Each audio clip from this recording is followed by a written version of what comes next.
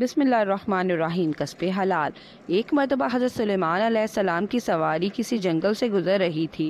وہاں ایک برا شخص بیٹھا لکڑیاں کاٹ رہا تھا۔ اس مشقت سے اس کا پورا جسم پسینے سے شرابور ہو رہا تھا۔ حضرت سلیمان علیہ السلام کو اس پر بڑا ترس آیا۔ انہوں نے اپنی سواری روکی اور بوڑھے سے اس کا نام پوچھنے لگے۔ بوڑھے آدمی نے اپنا نام سلیمان بتایا۔ سبحان اللہ! بے اختیار حضرت سلیمان علیہ السلام کی زبان سے نکلا، ایک سلیمان کو اللہ نے اتنا بڑا بادشاہ بنایا، جبکہ دوسرا سلیمان بڑھاپے میں لکڑیاں کاٹ کاٹ کر اپنا پیٹ پالتا ہے۔ انہوں نے اپنے تاج میں سے قیمتی ہیرا نکال کر بوڑھے آدمی کو دیا اور ہدایت کی کسی فروخت کر کے اس رقم سے اپنی زندگی آرام سے گزر بسر کرے۔ بوڑھے نے خوش ہو کر ہیرا لے لیا اور اپنی بوری اور کٹی ہوئی لکڑیاں وہیں جنگل میں چھوڑ کر ہیرا فروخت کرنے شہر کی طرف چل دیا۔ راستے میں وہ ہاتھ کھول کھول کر سر رنگ کے اس ہیرے کو بار بار دیکھتا جاتا تھا۔ اچانک ایک چیل آئی اور ہیرے کو گوشت کا ٹکڑا سمجھ کے اسے ہاتھ سے لے اڑی۔ بوڑھے کو بہت افسوس ہوا۔ ناچار اس نے جنگل کا رخ کیا کہ دوبارہ اپنے کام پر لگ سکے اور کاٹی ہوئی لکڑیاں اٹھائے اور انہیں بیچ کر پیسے گھر لے جائے۔ جب جنگل پہنچا تو دیکھا کئی کٹی ہوئی لکڑیاں بھی کوئی اٹھا کر لے گیا تھا۔ بوڑھے کو بہت پریشانی ہوئی۔ اب گھر کیا لے کر جاؤں گا اور بچوں کو کیا کھلاؤں گا؟ انتہائی پریشانی اور پشیمانی میں اس نے فیصلہ کیا کہ رات جنگل میں گزاری جائے۔ دوسرے دن صبح صبح اس نے لکڑیاں کاٹنی شروع کر دی۔ اتفاق سے سلیمان علیہ السلام کی سواری پھر ادھر سے گزری۔ انہوں نے بوڑھے کو پھر لکڑیاں کاٹتے دیکھا تو بہت حیران ہوئی۔ جب بات چیت ہوئی تو اس نے اپنی کم نصیبی کی ساری داستان سلیمان علیہ السلام کو سنا دی۔ سلیمان علیہ السلام نے اپنے تاج سے ایک اور ہیرا نکال کر اس کے دیتے ہوئے فرمایا، اب اس کو احتیاط سے رکھنا۔ بوڑھے نے اس مرتبہ ہیرے کو اچھی طرح مٹھی میں دبا لیا اور سیدھا اپنے گھر جانے کا ارادہ کیا۔ اس کے گھر کے راستے میں دریا تھا، جب ایک چھوٹی سی کشتی میں بیٹھ کر پار کرتا تھا۔ اس روز اتفاق سے دریا میں پانی زیادہ تھا۔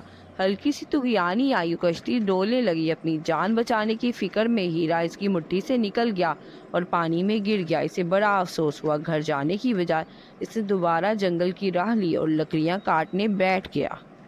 حضرت سلیمان علیہ السلام تیسری بار اس طرف سے گزرے تو دیکھا کہ بد نصیب بوڑھا پھر بیٹھا لکڑیاں کاٹ رہا ہے اور بری طرح کانپ رہا ہے۔ آپ علیہ السلام کو تجسس ہوا اور پھر اس کا حال معلوم کرنے کے لیے رکے۔ بوڑھے نے روتے ہوئے پوری کہانی سنائی اور عرض کی، آج تیسرا دن ہے، نہ لکڑیاں بیچ سکا اور نہ گھر جا سکا، خود بھی فاقے سے ہوں اور گھر والوں پر خدا جانے کیا بیت رہی ہوگی۔ حضرت سلیمان علیہ السلام اس کی کہانی سے متاثر ہوئے۔ ایک اور ہیرا جو پہلے دونوں ہیروں سے بڑا اور قیمتی تھا اس کو دیتے ہوئے فرمایا، اس مرتبہ کسی ایسی جگہ رکھنا جہاں سے ہیرا ضائع نہ ہو۔ بوڑھا پہلے ہی 2 مرتبہ چوٹ کھائے ہوئے تھا، اس بار اس نے ہیرے کو اپنی پگڑی میں باندھ لیا۔